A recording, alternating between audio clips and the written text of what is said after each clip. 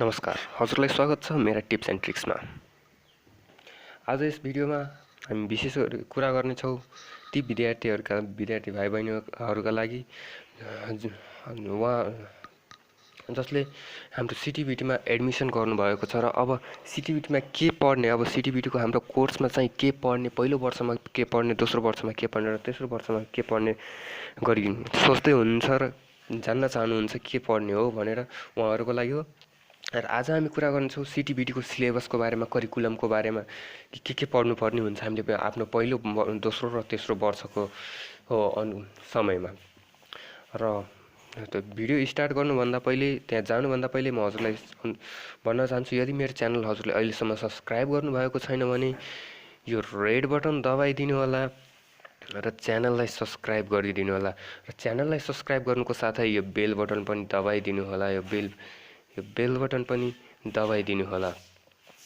हस् त, अब सुरु गरौँ हाम्रो CTEVT सिलेबसमा के पढ्नुपर्ने हो भनेर कसरी थाहा पाउने भन्ने हेरौँ।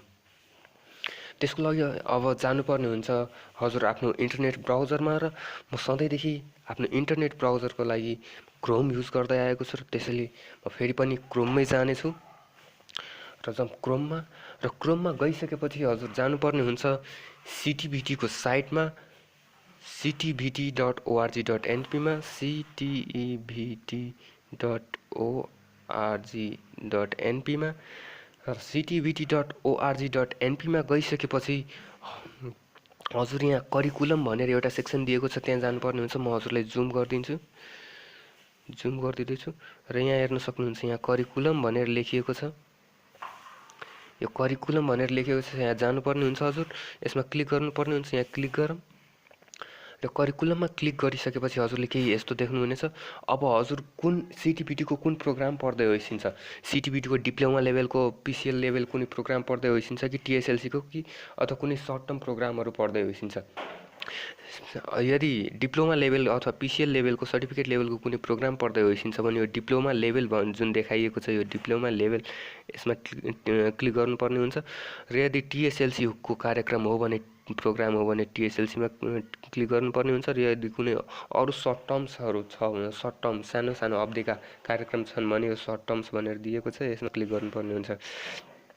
र अब यसरी नै अब जुनमा इच्छुक हुनुहुन्छ त्यहाँ जानुहोस्। मानौ हजुर डिप्लोमा PCL को प्रोग्राम पढ्दै हुनुहुन्छ, यसरी PCL मा थिच्नुहोस्, डिप्लोमा थिच्नुहोस् र हेर्नुहोस्। यहाँ थिचिसकेपछि यहाँ हजुर अब विभिन्न लेभलका प्रोग्रामहरूको सिलेबसहरू यहाँबाट हजुर डाउनलोड गर्न सक्नुहुन्छ। अब हेर्न सक्नुहुन्छ। त्यसका लागि अब हेर्न सक्नुहुन्छ, यो एग्रिकल्चर जस्तै इन्जिनियरिङका जम्मै दिएको छ। र हजुरलाई भनिदिउँ, यहाँ फर्स्ट इयर सेकेन्ड इयर कहाँको यो चाहिँ हजुर हेर्न सक्नुहुन्छ। कुनैमा यहाँ 3 इयर्स नै दिएको छ, होइन, 3 वर्षकै पुरै दिएको छ। तर यहाँ हजुर हेर्न सक्नुहुन्छ, यहाँ हजुर हेल्थ र नर्सिङका, एक्सेप्ट नर्सिङका फर्स्ट इयरका कार्यक्रमहरूको यहाँ चाहिँ छुट्टै करिकुलम दिएको छ। यहाँ हेर्न सक्नुहुन्छ हजुर, हेल्थ नर्सिङको यहाँ हेर्न सक्नुहुन्छ, health and nursing, click to download the first year curriculum for the all health programs except nursing बाहेकका अरू बाँकी जम्मै पनि हेल्थ प्रोग्रामको लागि यहाँ छ हजुर दिएको छ। अथवा अरू बाँकी यो civil engineering, electrical, mobile engineering जम्मैको यहाँ हजुर दिएको छ। यहाँबाट हजुर डाउनलोड गर्न सक्नुहुन्छ। र यसरी डाउनलोड गरिसकेर यहाँ यसमा क्लिक गरिसकेर डाउनलोड गर्न हजुरले यहाँ यसमा जुन क्लिक देखाइएको छ अथवा जुन लेखेको देखाइएको छ PCL इन हेल्थ साइन्स भनेर, त्यसमा क्लिक गर्नुपर्ने हुन्छ। हेर्नुहोस्, यहाँ क्लिक गरिसकेपछि यहाँ डाउनलोड हुनेछ हजुरको सिलेबस अथवा करिकुलम, जे पनि भनौँ, जे पनि पढ्नुपर्ने कुरा हो। र त्यो सिलेबस डाउनलोड भइसकेपछि हजुर आफ्नो त्यो सिलेबसलाई हेर्न सक्नुहुन्छ। यहाँ हेर्नुहोस्, डाउनलोड भइसकेको छ फर्स्ट इयर करिकुलम। हेर्नुहोस्, यो फर्स्ट इयर करिकुलममा हेर्नुहोस्, अब यो यसरी हेर्न सक्नुहुन्छ। अब हजुर फर्स्ट इयर करिकुलम आफ्नो के पढ्नुपर्ने हुन्छ भनेर यहाँ हेर्न सक्नुहुन्छ। यहाँ के दिएको छ, यहाँ टेबल अफ कन्टेन्ट्समा हेर्न सक्नुहुन्छ। यहाँ प्रोग्रामको डिस्क्रिप्सन, टार्गेट लोकेसन जम्मै कुराहरू दिएको छ। यहाँ टेबल अफ कन्टेन्ट्समा कुन सब्जेक्टमा के पढ्नुपर्ने, पास मार्क कति, फुल मार्क्स कति जम्मै दिएको छ। र यसरी हजुर आफ्नो डिप्लोमा लेभलमा, अब PCL लेभलमा जेमा एडमिसन गराउनु भएको छ त्यहाँ के पढ्ने हो भनेर थाहा पाउन सक्नुहुन्छ।